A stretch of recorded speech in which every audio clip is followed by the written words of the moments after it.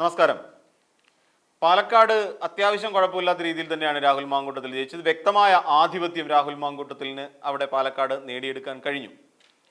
ഇതിന് പ്രധാന കാരണം കഴിഞ്ഞ 2016 മുതലുള്ള ഇതുവരെയുള്ള കാലഘട്ടത്തിൽ നമ്മൾ നോക്കിക്കഴിഞ്ഞാൽ അവിടെ വെറും 3 തവണ മാത്രമാണ് ഒരു പക്ഷേ LDF ഒരു വിജയം ഉണ്ടാക്കാൻ കഴിഞ്ഞ. ബാക്കി എല്ലാ തവണയും UDF തന്നെ ആയിരുന്നു. അതായത് പാലക്കാട് മണ്ഡലം രൂപീകരിച്ച സമയത്തുണ്ടായ ചില അഡ്ജസ്റ്റ്മെൻറ്റുകൾ നീക്കുപോക്കുകൾ കാരണമായി ആണ് എന്നുള്ള ഒരു നിരീക്ഷണം വരുന്നുണ്ട്.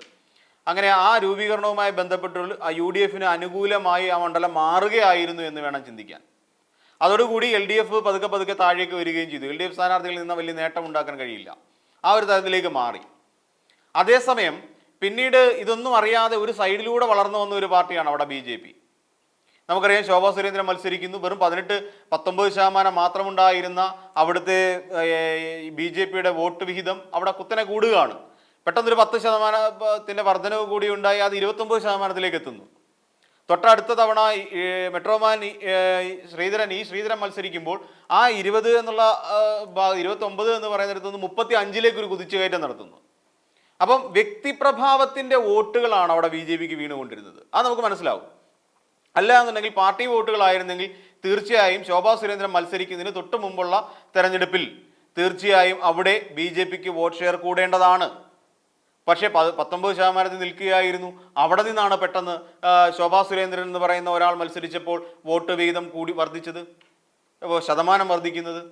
അതിനുശേഷം അപ്പോഴേക്ക് തന്നെ ഏകദേശം BJPക്ക് വളരാൻ പറ്റിയൊരു മണ്ണ് എന്നുള്ള നിലയിലേക്ക് പാലക്കാട് രൂപപ്പെട്ടു കഴിഞ്ഞു. പാലക്കാടിൻ്റെ ആ ഒരു ജിയോഗ്രഫി മാറിക്കഴിഞ്ഞു, അല്ലെങ്കിൽ അവിടുത്തെ ഒരു പൊളിറ്റിക്കൽ ജിയോഗ്രഫി എന്ന് പറയാം, അത് മാറിക്കഴിഞ്ഞു.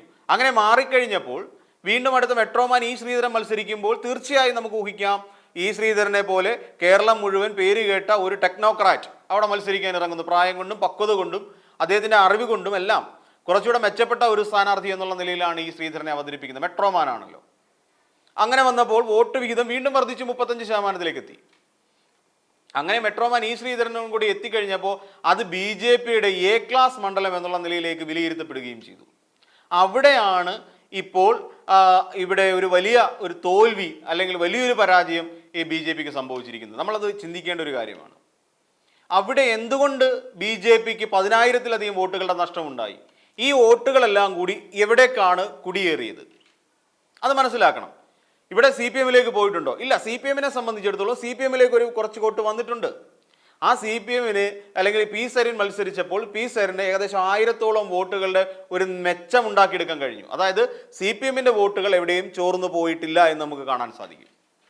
മാത്തൂരും കണ്ണാടിയും അടക്കമുള്ള പഞ്ചായത്തുകളിൽ വോട്ടെണ്ണുമ്പോൾ അവിടെ ഒരു പ്രാമുഖ്യം കിട്ടിയിരിക്കുന്നത് P സരിനാണ്. P സരിന് ഏകദേശം 1000-ൽ താഴെയുള്ള വോട്ടുകൾ ഈ 2 പഞ്ചായത്തുകളിൽ നേടിയെടുക്കാൻ കഴിഞ്ഞു. കണ്ണാടിയും മാത്തൂരും കൃത്യമായി ഒരു മെജോറിറ്റി ഉണ്ടാക്കിയെടുക്കാൻ P സരിന് കഴിഞ്ഞു. അപ്പോൾ പാർട്ടി വോട്ടുകളിൽ LDFന്റെ വോട്ടുകളിൽ ചോർച്ച ഉണ്ടായിട്ടില്ല എന്ന് തന്നെ നമുക്ക് കാണാം. പിന്നെയോ BJPയുടെ വോട്ടുകൾ ഭിന്നിച്ചു. ആ BJPയുടെ വോട്ടുകൾ ഭിന്നിക്കാൻ പ്രധാനപ്പെട്ട കാരണങ്ങൾ നിരവധിയാണ്. ഇവിടെ നമ്മൾ വിചാരിക്കും സന്ദീപ് വാര്യർ പോയത് വലിയ വിഷയമായില്ല എന്ന്. വിഷയമായി.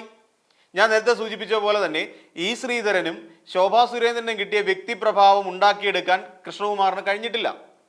അപ്പോൾ കൃഷ്ണകുമാറിനെ സ്ഥാനാർത്ഥിയാക്കിയതോടുകൂടി സുരേന്ദ്രൻ്റെ പക്ഷവും ശോഭാ സുരേന്ദ്രൻ പക്ഷവും എന്ന് പറയുന്ന 2 പക്ഷങ്ങൾ BJPക്കുള്ളിൽ രൂപം കൊണ്ടതിന് ശേഷം വോട്ടിൻ്റെ കൃത്യമായ ഭിന്നിപ്പ് ഇതിനകത്തുണ്ടാവുകയും ചെയ്തു. ഈ ശോഭാ സുരേന്ദ്രനുള്ള വ്യക്തിപ്രഭാവമോ ശ്രീധരനുള്ള വ്യക്തിപ്രഭാവമോ ഉണ്ടാക്കിയെടുക്കാൻ ഇദ്ദേഹത്തിന് കഴിഞ്ഞില്ല, കൃഷ്ണകുമാറിന് കഴിഞ്ഞില്ല. അതോടുകൂടി BJPയിൽ നിന്നുള്ള വോട്ടുകൾ കൊഴിഞ്ഞു തുടങ്ങി. ആ വോട്ടുകളെല്ലാം ചെന്ന് ചേർന്നതാകട്ടെ രാഹുൽ മാങ്കൂട്ടത്തിലും UDFന് അത് ഗുണകരമായി തീരുകയും ചെയ്തു. ഇതാണ് അവിടെ നടന്ന ഒരു വോട്ടിംഗ് പാറ്റേൺ. ഈ രീതിയിലുള്ള ഒരു വോട്ടിംഗ് അവിടെ നടന്നത് എന്നുള്ള കാര്യം വ്യക്തമാണ്.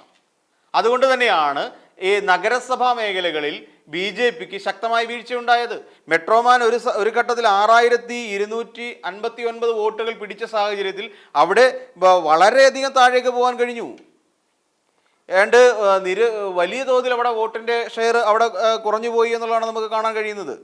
അപ്പോൾ 6000-നപ്പുറം വോട്ട് പിടിച്ചെടുത്തു നിന്ന് വെറും 3000-ലേക്ക് എത്തിച്ചേരുമ്പോൾ അവിടെ ഈ വോട്ടുകളെല്ലാം എവിടേക്കാണ് പോയത് എന്ന് നമ്മൾ ചിന്തിക്കണം. ഷാഫി പറമ്പിലിന് രാഹുൽ മാങ്കൂട്ടത്തിൽ തന്നെയാണ് പോയത്. രാഹുൽ മാങ്കൂട്ടത്തിലേക്ക് ഈ വോട്ടുകളെല്ലാം ചെന്ന് അങ്ങനെ BJPക്ക് അവിടെ ഒരു വലിയ പരാജയം നേടിയെടുത്തു. പിന്നെ മറ്റൊരു കാര്യം കൂടിയുണ്ട്. SDP അടക്കമുള്ള പാർട്ടികളുടെ സപ്പോർട്ടോട് കൂടി തന്നെയാണ് രാഹുൽ മാങ്കൂട്ടത്തിൽ അവിടെ മത്സരിച്ചതെന്ന് സുവ്യക്തമാണ്. ന്യൂനപക്ഷ വോട്ടുകൾ ഏകീകരിക്കുവാൻ ഇവിടെ രാഹുൽ മാങ്കൂട്ടത്തിന് കഴിഞ്ഞു. ജമാഅത്തെ ഇസ്ലാമിയുടെ വോട്ടുകൾ, SDP വോട്ടുകൾ, PDP വോട്ടുകൾ, അപ്പോൾ എന്ന് തുടങ്ങിയ സാമുദായിക വോട്ടുകൾ, അതായത് മുസ്ലിം വോട്ടുകളെല്ലാം കൂടി രാഹുൽ മാങ്കൂട്ടത്തിലേക്ക് കൊണ്ടുവന്നു. അപ്പം ഈ രാഹുൽ മാങ്കൂട്ടത്തിലേക്ക് മുസ്ലിം വോട്ടുകൾ എത്തിക്കഴിഞ്ഞു. അത് പക്ഷേ ഏറ്റവും ഒടുവിൽ ഷാഫി പറമ്പിൽ പറഞ്ഞു, ഞങ്ങൾ വർഗീയ ശക്തികളുടെ വോട്ട് നേടിയല്ല വിജയിച്ചത് എന്ന് അടിവരയിട്ട് പറയുന്നു. അപ്പോൾ ഇവിടെ നിന്ന് ചിന്തിക്കണം, BJP എന്താ, RSSന്റെ വോട്ടുകൾ എന്താ വർഗീയ വോട്ടുകളല്ലേ? ആ വോട്ടുകൾ ഇവിടെ രാഹുൽ മാങ്കൂട്ടത്തിന് കിട്ടിയിട്ടുണ്ട്. SDP വോട്ടുകൾ കിട്ടിയിട്ടുണ്ട്. എന്താ പറയുക, ഇപ്പോൾ SDP വോട്ടുകൾ ഞങ്ങൾ വാങ്ങിയിട്ടില്ല എന്ന് പറഞ്ഞാൽ പിന്നെ എന്തിനായിരുന്നു ഈ രാഹുൽ മാങ്കൂട്ടത്തിൽ ജയിച്ച സമയത്ത് SDP കൊടിയും എടുത്തുകൊണ്ട് അവിടെ ആഹ്ലാദ പ്രകടനം നടത്തിയത്? ശ്രീകൃഷ്ണകുമാർ വിജയിച്ചിട്ടാണോ, അല്ലെങ്കിൽ പിന്നെ P സരിൻ വിജയിച്ചിട്ടാണോ SDP അവിടെ ആഹ്ലാദ പ്രകടനം നടത്തിയത്? അപ്പോൾ അതുമല്ല. അപ്പം വെൽഫെയർ പാർട്ടിയുടെയും ജമാഅത്തെ ഇസ്ലാമിയുടെയും ലീഗിൻ്റെയും അങ്ങനെ തുടങ്ങിയ മുസ്ലിം വോട്ടുകളെല്ലാം കൂടി ഏകീകരിച്ചതിൻ്റെ ഒരു ഫലം കൂടി ഇവിടെ ലഭിക്കുന്നുണ്ട് രാഹുൽ മാങ്കൂട്ടത്തിന്. അപ്പോൾ അതുകൊണ്ടാണ് ഈ പറയുന്ന പോലെയുള്ള ഒരു നല്ല ഒരു വിജയം, മികച്ച ഒരു വിജയം എന്നൊക്കെ അവകാശപ്പെടാൻ പറ്റുന്ന രീതിയിൽ. കാര്യം ഷാഫി പറമ്പിൽ കഴിഞ്ഞ തവണ 4000-ൽ താഴെ ഏകദേശം 3859 വോട്ടുകൾക്ക് മാത്രമായിരുന്നു ഷാഫി പറമ്പിൽ അന്ന് മെട്രോമാൻ ശ്രീധരനോട് കൂടെ ജയിച്ചത്. അപ്പോൾ നഗരസഭയിലെ ഒരു കുറച്ച് ഭാഗം എണ്ണി തീരുന്നവരെ അദ്ദേഹത്തിന് ഒരു പ്രാമുഖ്യം ഉണ്ടായിരുന്നു, ശ്രീകൃഷ്ണകുമാറിന് പ്രാതിനിധ്യം ഉണ്ടായിരുന്നു, ലീഡ് ഉണ്ടായിരുന്നു. പക്ഷേ ക്രമേണ ആ ലീഡ് കുറയുകയും ഈ പറയുന്ന പിരായിരി അടക്കമുള്ള മണ്ഡലങ്ങളിലേക്ക് അല്ലെ പ്രദേശങ്ങളിലേക്ക് എത്തിത്തുടങ്ങിയപ്പോൾ വോട്ടിൻ്റെ എണ്ണം ഗണ്യമായി കുറയുകയും പിന്നെ ഒരു ഘട്ടത്തിൽ പോലും ഒരു തവണ പോലും മുന്നിലേക്ക് വരാൻ ഈ പറയുന്ന ശ്രീകൃഷ്ണകുമാറിന് കഴിഞ്ഞിട്ടില്ല. അപ്പോൾ ഇവിടെ വ്യക്തിപ്രഭാവമൊന്നുണ്ട്. പിന്നെ സന്ദീപ് വാര്യരുടെ ഒരു വലിയ പ്രഭാവമുണ്ട്.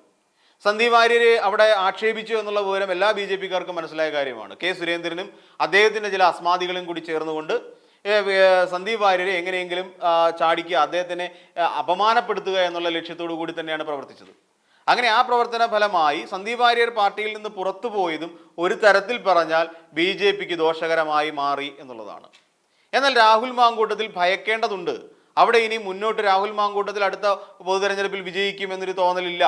അങ്ങനെ ഒരു തോന്നലിൻ്റെ പുറത്ത് ഇനി അവിടെ മത്സരിക്കാൻ പറ്റില്ല. കാര്യം ഇപ്പോൾ തന്നെ പറഞ്ഞു കഴിഞ്ഞു, SDP വോട്ടുകൾ നേടിയിട്ടല്ല, അല്ലെങ്കിൽ വർഗീയ വോട്ടുകൾ നേടിക്കൊണ്ടല്ല ഞങ്ങൾ വിജയിച്ചിട്ടുള്ളത് എന്ന് പറഞ്ഞു.